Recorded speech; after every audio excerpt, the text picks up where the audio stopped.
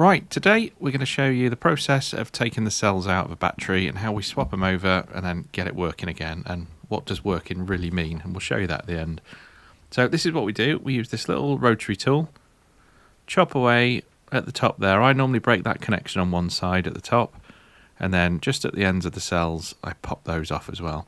And the reason for that is this: I can kind of bend this one over and push the cells out this way then, so you push from the other side and they'll come out here. So I'll just fold this little flap over.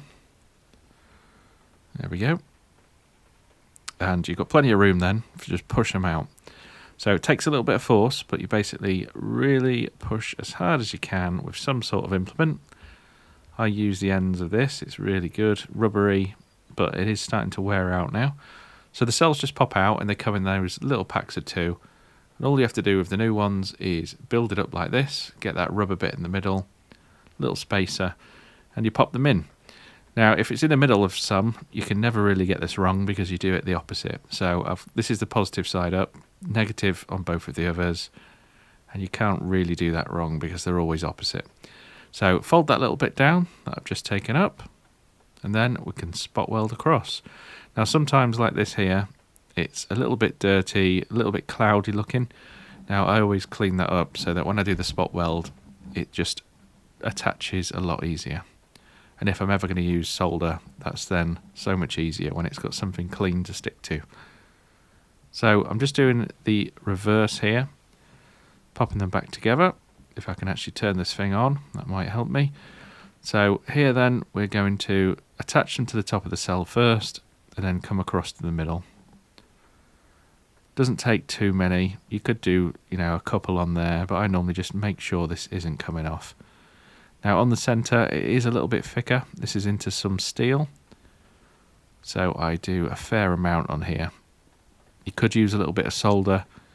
I just don't really like soldering near cells, but there we go. So if it sticks, it sticks. That's good enough. So I'll grab the next one. All I'm using here are tiny little bits of nickel, chopping the legs off one side, and it kind of perfectly fits for what I'm trying to do.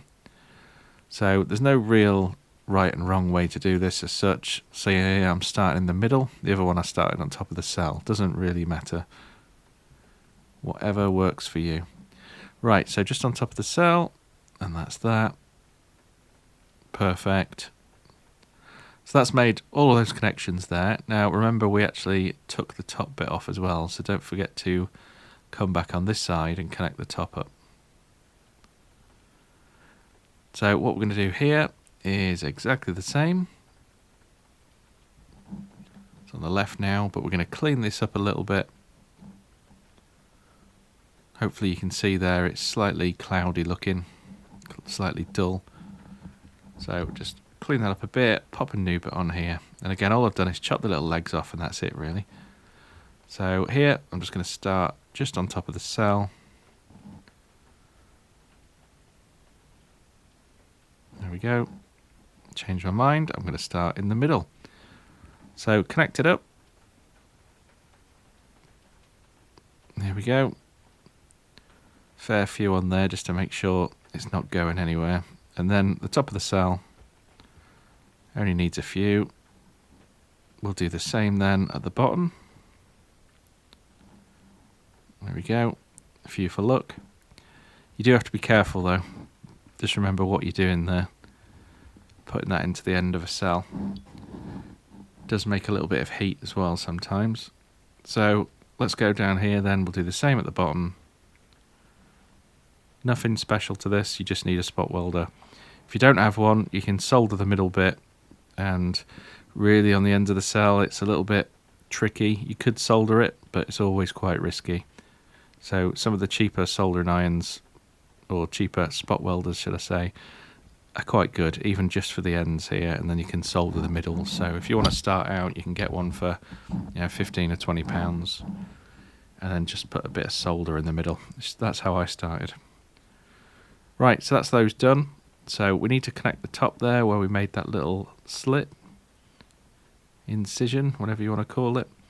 So the way I do that is just like this. I get a smaller piece of nickel, connect it up to the top, and then go and fold it down and connect it to those spot welds that I've just done basically. So here, look, I'm going to bend it down, connect it there, and that will make that circuit then. So those cells are now connected up to the top. There we go. Perfect. So that isn't going anywhere. So that's the hard work done, if you like, the physical bits. Now, checking this battery then, we're nearly at 18, about 17.8 there. Few bits left to do on it though. So we have got a fault on here still. When you press the button, nothing happens, and that just clears when you put it on the charger 9 times out of 10. So what we normally do here is check all the voltages, make sure we know what we're doing when we're going to do the balance next, but also clear that fault sometimes at this point. So when I go down the pack here, you can hopefully see these are all going to be a little bit different. And they're fairly close actually, but especially the one I've just put in there, it should be slightly different. So what I'll do is a balance on these, which basically you hook up all the cells and the main terminals, and it brings them up slowly together. But what that also does is a capacity test, so I'll know this 5 amp is a 5 amp still, or is it a 4 amp, is it somewhere in the middle. Now here then, this is how I clear the fault. Whack it back on the charger, it's brought that board back to life, and I've now got a light on it. Now what I'm going to do is leave it on that charger as far as it'll go, and then put it on here. So you can see we've got 4 bars. This is how I balance them. It's given me all of the numbers at the bottom there, told me this is actually a 4.17 amp now, so not as good as it was when it was born, if you like, but that is how you do it. So the hard part, if you like, changing the cell, done.